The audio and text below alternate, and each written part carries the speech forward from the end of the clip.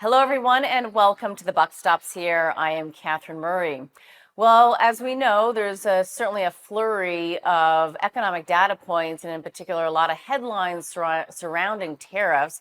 And the big question really continues to remain, what does that mean for our various economies? And also, what does it mean for your dollar and investing? I'm very pleased to have Gary Shilling joining us today. He's the president of Gary Shilling and Company and a famed investor and economist. Gary, really wonderful to have you with us. It takes a long time to book you. I appreciate your time and being with us today. So thank you. Glad to be with you, Catherine. Let's start from the top, which is, we're getting these headlines daily in terms of Trump tariffs and what it means. And nobody really knows because we don't know the amount. We don't know what's behind it. Is it a negotiating tactic? Will there be a base tariff for countries around the world? Is it reciprocal? What's your view right now? I think you have to look at Trump's background. Uh, he's a negotiator. That's what he spent his career doing. A lot of it in real estate, but in other areas. And that's what he is doing.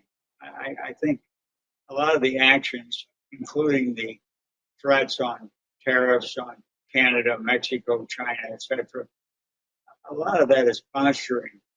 It is negotiating technique. It's not, and you look at the tariffs, they keep pushing out the effective date. Now they're talking about April. And I think a lot of this is really attempts to get the major trading partners to do specific things. Now, with Mexico, it's pretty clear.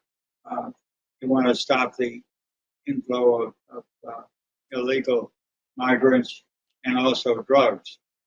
Canada, you what are the Canadians doing that's bad for the U.S.? I mean, we'll come up with something. I mean, I think the drugs that come into the U.S. and Canada are just so trivial that they're not even worth mentioning from what I read. But it's still it's more the threats than the reality. And you look at he started off saying he was going to put all these various tariffs on day one of his presidency. Well, day one was January 20th. We're now a month later, and so I think that's what you have to look at. And if you look at the things that he's doing, whether it's tariffs, whether it's federal government employees, whether it's the dollar, you look at these various areas, and I think it's mainly the negotiating. And what he realizes, and I think is absolutely true, is that when you have a situation where there is ample supply, it's the buyer who's got the upper hand. When you've got plenty of goods and services around the world, the U.S. as the importer, as the buyer, clearly has the upper hand. And we've seen that. You've seen with Colombia, the country. They backed away in a matter of minutes, I think, when Trump started squeezing them. And we'll see what happens with Mexico. They put 10,000 more federal troops on the border to try to keep illegal aliens crossing into the U.S. and so on. So I think he is taking advantage of this situation.